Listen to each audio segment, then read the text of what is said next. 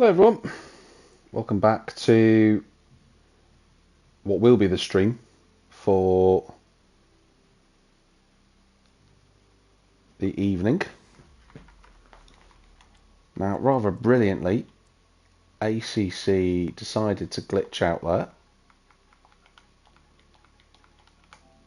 but we should be able to get back onto the rest of the race. It shouldn't be too difficult to get us back in.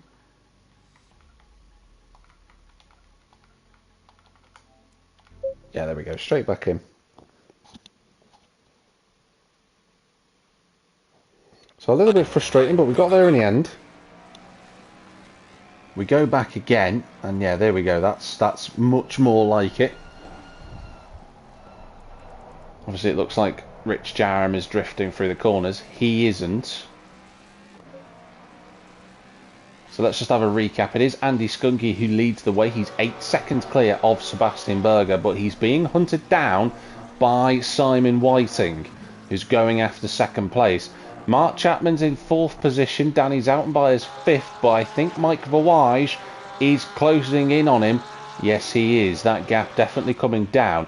Dennis Penders is in 7th place, with Davy Zoutenbayer in 8th. Michael van der Waal in 9th position. Tony Manley hangs on to the last spot inside the top 10. The two M4s are together on track. Quite literally. Here comes John Wells trying to look at the inside. We're lacking a bit of colour. I've noticed. There seems to be a glitch in the lobby, which is great, but not to worry. The drivers are still circulating, which is what matters. It's a little bit wide from Danzo. It's a chance this for John Wells. He's under the rear spoiler practically of the 985 in front of us. To the outside line he will go. He's going to try and go all the way around the outside, is he? Not quite. One's a little bit deep. I love the snow effect we've got going on in the cars here. Fascinating why that's happened. The M4 is right there. Can't find a way through. It was a bit of an awkward line now, actually, and Wells has prevented himself from getting an opportunity of a run at the BMW in front of him. He's going to have to make do and sit behind him for potentially another lap. Let's see what the M4 can do. He closes very up to the back of Felix, but again just can't find his way through. And I'm gonna oh, there we go, on the inside. Nice little move. Can John Wells cement the place? Yes, he can. And despite the ghost vision, it's a move into 11th place for John Wells, and that's took quite a while for him to get past, but he has made it through.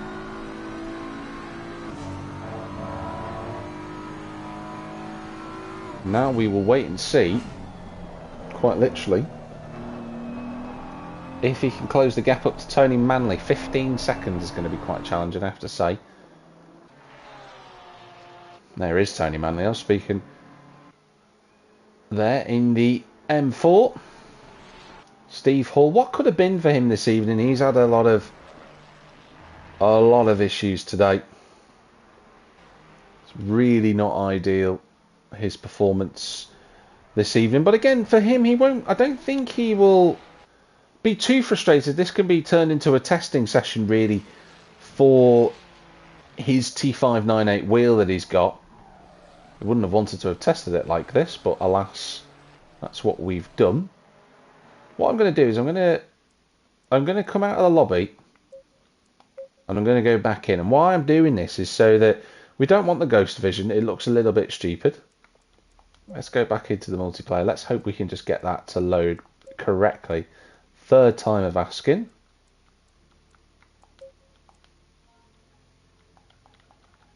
Because the gaps look like they're coming down, but they're not quite together at the moment. So I think this is the perfect opportunity to try and get everything loaded up.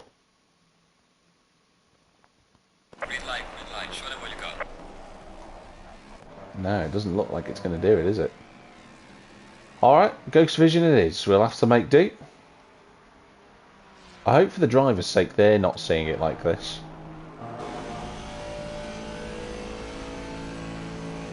Because that would be less than ideal.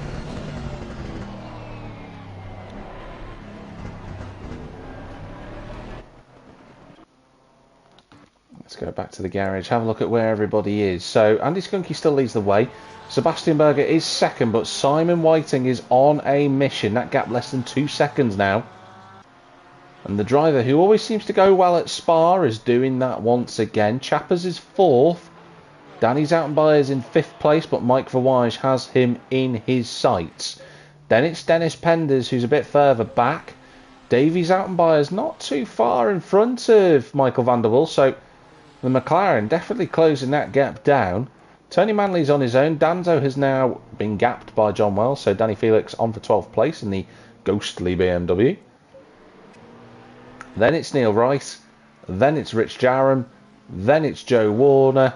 Then it is Jacob Byford-Root, Steve Hall and Remy Fermi, who was on for such a good result today, but sadly is not the case. And Simon Whiting has made a little mistake out there. 12 minutes to go. It's just dropped back. 2:20.9 from Sebastian Berger on that last lap. What was Simon's lap time? It's a 2:20 flat. Interesting. See what his lap time is in a moment.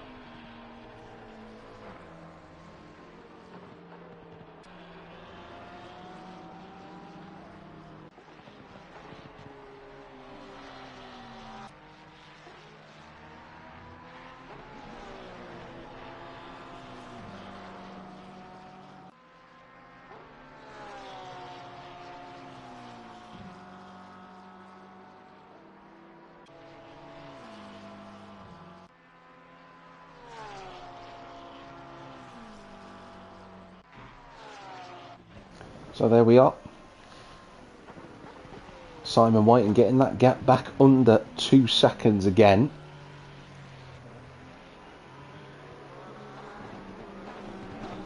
And then it sprints back out to over 2 seconds.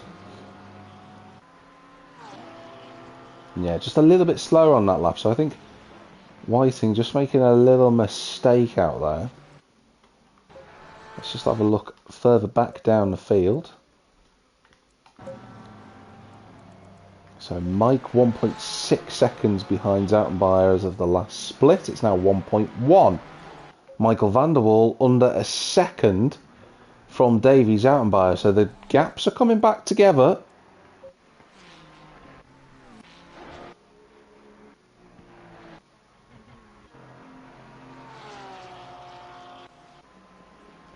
There is Mike Verwage. So this is a spot in the top 5.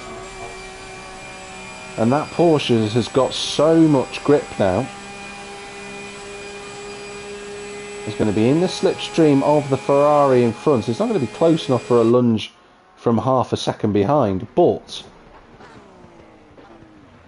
Zoutenbayer will know that the Porsche is on a mission. He'll know that the tyres are fresher as well.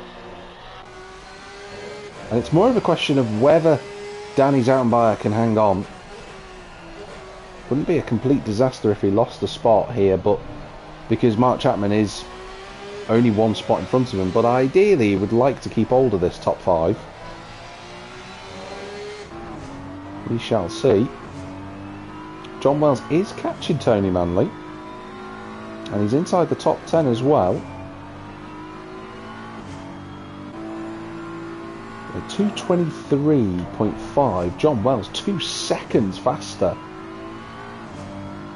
than his M4 stablemate in front of him. Just doing some quick calculations in my head. He's 2 seconds a lap faster. It's taken 5 laps to get onto the back of the Italian. But this is all dependent, of course, on there being an issue. What's happened to Simon Whiting? Simon Whiting and Steve Hall's in the road again. What's happened to Simon Whiting? He was right there. He's got damage. Massive damage. The McLaren has had a huge accident. And Steve Hall I also saw off the road. And Simon Whiting's chance at second place is gone. I don't quite know the action that's foretold all of that to put him into the wall, but sadly Simon Whiting's charge is over, and I fear he won't even finish inside the top 14. I think that's a huge impact of the rear wing and the side of the car and the front of the car. In fact, it might have even rolled over that McLaren. Gut wrenching for the number 19. He's really struggling to get it round the corner as well, actually, so he's definitely got some massive handling damage. So that promotes Danny Zoutenbayer to 4th, but he's got Mike Verwaege alongside him on the outside, approaching Lecombe. Everyone moves up a slot.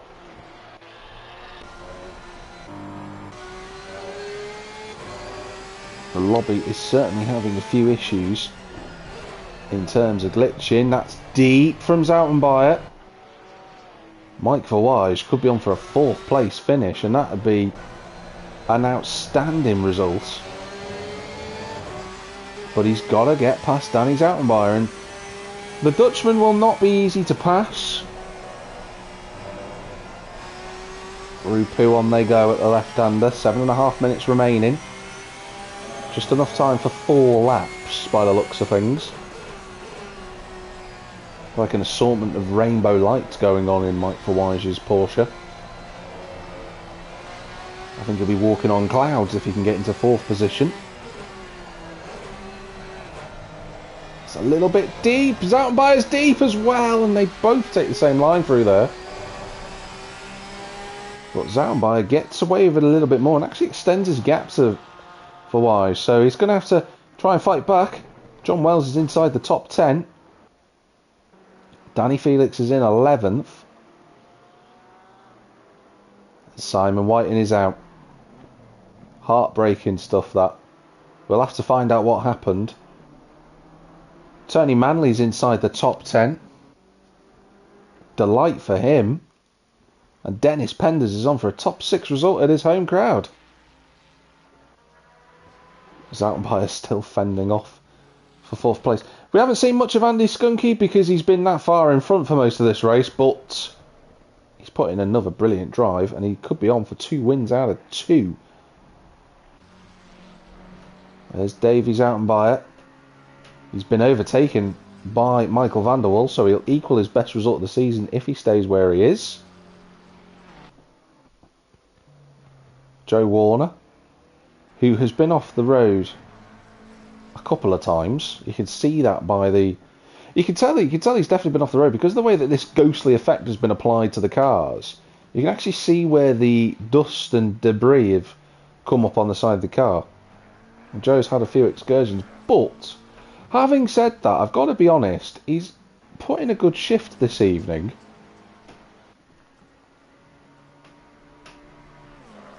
Been much more consistent. I'm not going to watch him any longer because it would take some impressive driving to crash on a straight. But I don't want to curse him, so we'll move away from Warner. Remy Fermi, he's been unlucky. We'll have to again another one who had an accident at Eau Rouge, unseen by us. Rich Jarram is there in 13th place. Chappers will be delighted with a 3rd place result if he can bring it home with 5 minutes of the session remaining. Did his new personal best on that last lap as well. He is lapping quicker than Sebastian Berger, but Sebastian is 7 seconds up the road now, so he doesn't have to worry too much. So we'll go to the closest fight on track, which is the one with Mike Verwaege and Danny Zoutenbayer. Now Mike Verwaege, the Dutchman, and Danny Zoutenbayer in a Dutch fight with his fellow countrymen. But Zoutenbayer just looks to have the edge here. But you can see the difference in grip levels. You can see that the Ferrari is very well set up actually for the faster parts of the circuit.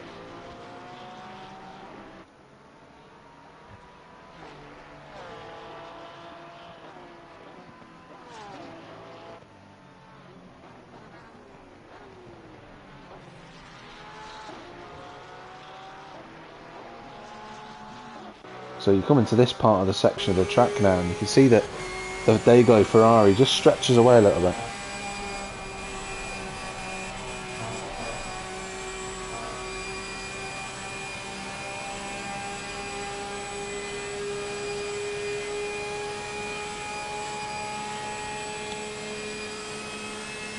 Less than 3.5 minutes to go, and can Mike Verwij find a way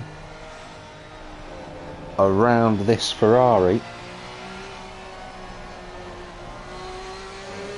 I have to say, it's looking like quite a tall order.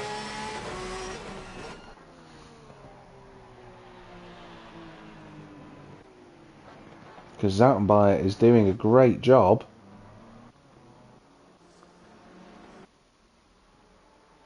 Three minutes remaining.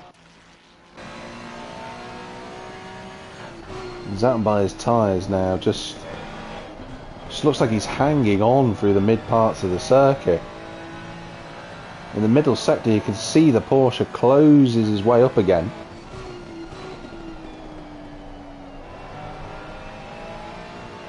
But the Dutchman just fending off his fellow countrymen.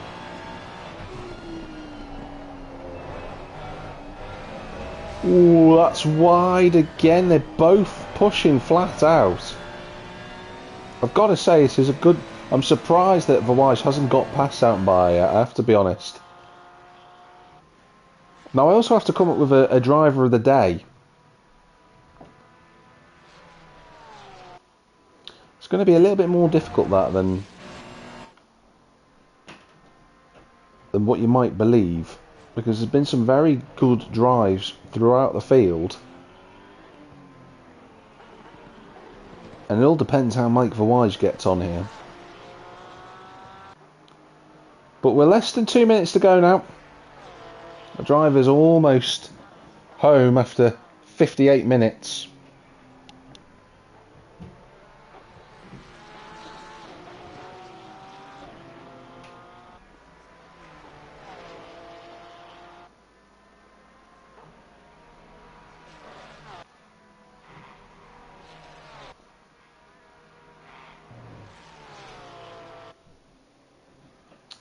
And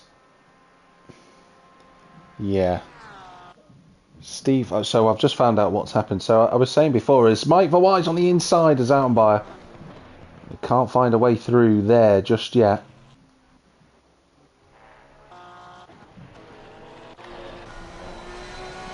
But I've just read a comment to say that Steve Hall tried to move out of the way of Simon Whiting.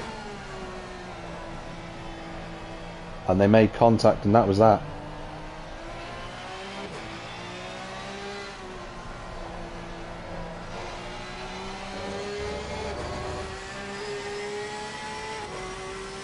But despite everything, despite what we've been watching, and despite the tyres on that Ferrari being effectively perishable at this point, the Porsche still hasn't found a way past.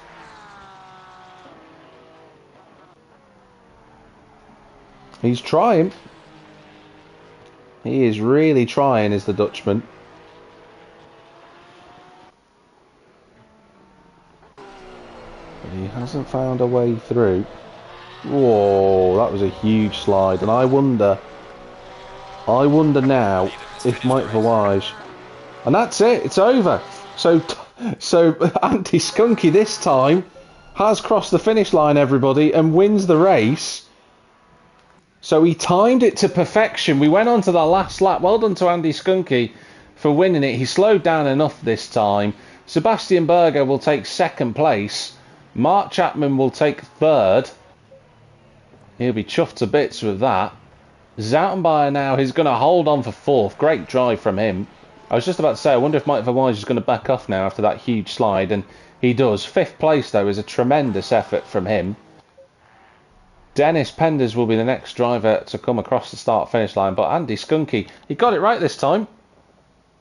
Last week at the Nordschleife, he got it wrong. He tried to slow down and he had to do an extra lap of the Nordschleife. This time he times it spot on, so well done to him. A 3:02 takes a second victory in a row. Remy Fermi gets a finish. Well done to him. He gets across the finish line, as does Neil Wright and Rich Jarram. Dennis Penders, the next driver to come across the line. He takes 6th position in the end. Michael van der Waal has got Joe Warner right with him, making a nice fight of it in the last couple of corners, but Michael van der Waal is 7th. There is Davy Zattenbayer in 8th. There's Joe Warner confirmed in 14th position. Tony Manley, one more corner to go. It's a really good result for Tony Manley. The Italian will come home in 9th place. I think that I'm right in saying that that's his best, one of the best results he's had this season. John Wells is also across the line for a spot inside the top 10. And I'm right in saying that Tony Manley, yeah, best result, equal best result of the season. Jacob Byford-Rue, he decided to gamble. He tried to get to the wet times, but he couldn't get there quick enough, and it put him a lap down. In the end, he finishes 15th. And Danny Felix, the last car across the line with the ghost filter. Looks quite nice on his M4. So let's confirm these results provisionally. It is Andy Skunky, your race winner, the second driver this season to take 2 race victories. In second place, it's Sebastian Berger. A good drive from him despite the fact that he gambled on the tyre strategy. Still a good result. Mark Chapman is third. He'll be delighted with that, with Danny Zattenbayer in 4th. Mike Verweij is 5th, with Dennis Penders in 6th place. The Belgian giving the home fans something to cheer about. Michael van der Waal and Davy Zattenbayer are 7th and 8th, with Tony Manley, the Italian, best equal result of the season in 9th, and John Wells rounds out the top 10. Danny Felix and Neil Wright are 11th and 12th, with Rich Jarram and Joe Warner, best result of the season for Joe Warner, in 13th and then 14th place respectively. Then in 15th place on his debut, Jacob Byford-Rue. We'll see how he gets on at the next race. For a proper reflection of his speed and performance, Remy Fermi finishes at long last in 16th. He's had 4 DNFs, but now he's got a result over the line. And outside of the 16 finishes, we had 2 who didn't. Simon Whiting and Steve Hall both getting caught up in collisions today. Really did cost them. Next week, we'll be off to Misano for round 7 of the championship. Just 4 more races to go after Misano. We've got Zandvoort, Snetterton and Mount Panorama. But that's it for this evening. Thank you very much for watching, and where have you been in the big wide world? I've been Jack Millington, and we'll catch you for the next one in Misano.